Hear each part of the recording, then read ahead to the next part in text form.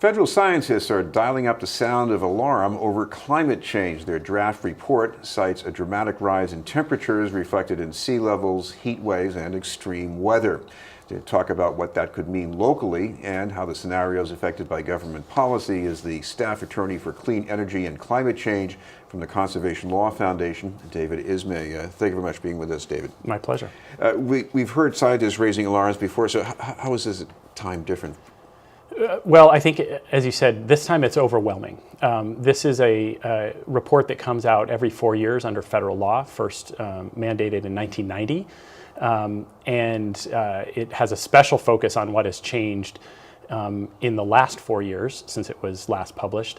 But the conclusion now is resounding that the evidence is overwhelming that human carbon emissions and carbon pollution is the cause of the climate change we're already seeing here, the climate change that the models have been predicting and is coming true.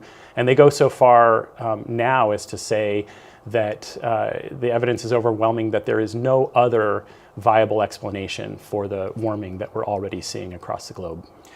Focus locally, what's coming and what's already here?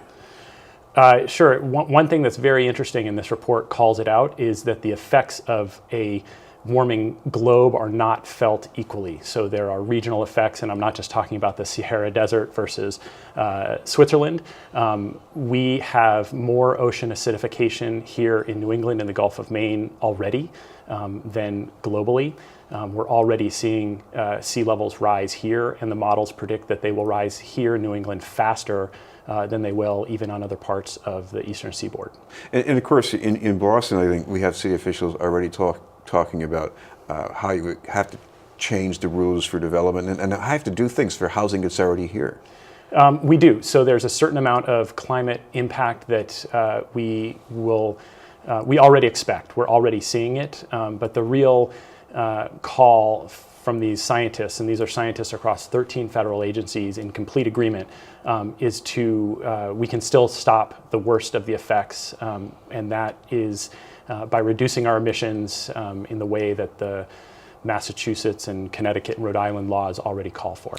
But by the way, when you talk about effects, this isn't about rising sea levels all the time. There are other things going on. There are health effects, I guess, too, maybe.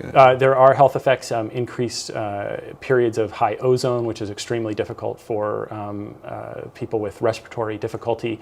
And what the report makes very clear is we're already seeing warmer winters, hotter summers, record-breaking years, year after year.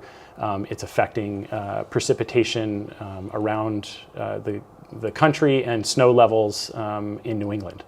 Because one thing I've heard already is that there are people who grant that human activity accounts for a lot of this increase in emissions. But I guess what there's more argument about is how you counteract that. I mean, is it necessarily going to be very effective if you just reduce those emissions from here on? It will, and this report repeats the conclusion that if we take dramatic action now, the kind that's required under Massachusetts law, then we can stave off the worst of those effects. And so this report leaves no doubt both as to the cause and to the connection to the changing climate that we're seeing now. This is BNN News. We're talking with David Ismay from the Conservation Law Foundation. David, talking about the state level here too. Governor Baker has recently put together some regulations, and there is some blowback, especially from the energy sector. They're saying we're going to be paying more money for energy, and even with tougher standards, we're going to be outsourcing emissions as opposed to really reducing them.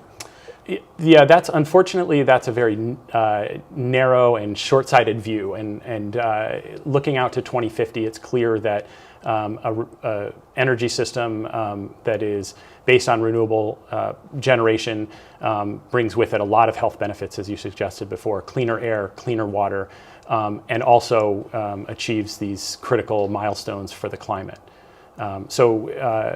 Massachusetts has been in a leadership position there. CLF in particular is calling on Governor Baker to extend his leadership across New England so that it isn't just us acting alone, but that all the New England states, together with New York to our south, are taking this kind of needed action.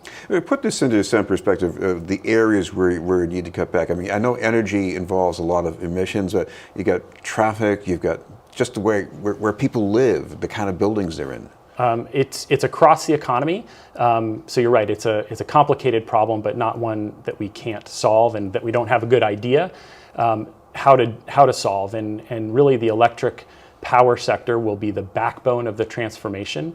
And the complete picture by 2050 involves moving a lot of what we call end-use energy from fossil fuels, say gas to heat our homes or cook on stoves, moving those uses to electricity, moving our transportation sector to away from petroleum fuels to either hydrogen fuel cell or electricity, and then powering that with an electric generation sector that itself is driving towards zero emissions. Well, a few people expect President Trump to carry the ball for the scientists here. So is there another way to move ahead with this? There is another way. And as I mentioned before, CLF is working on a New England for Paris campaign to urge Governor Baker and the other governors right here in New England to step into that breach. We don't expect the Trump administration to do that much at this point. Unfortunately, it's rather tragic, but this kind of science is the science that local leaders can rely on credibly to move the ball forward in the absence of federal leadership.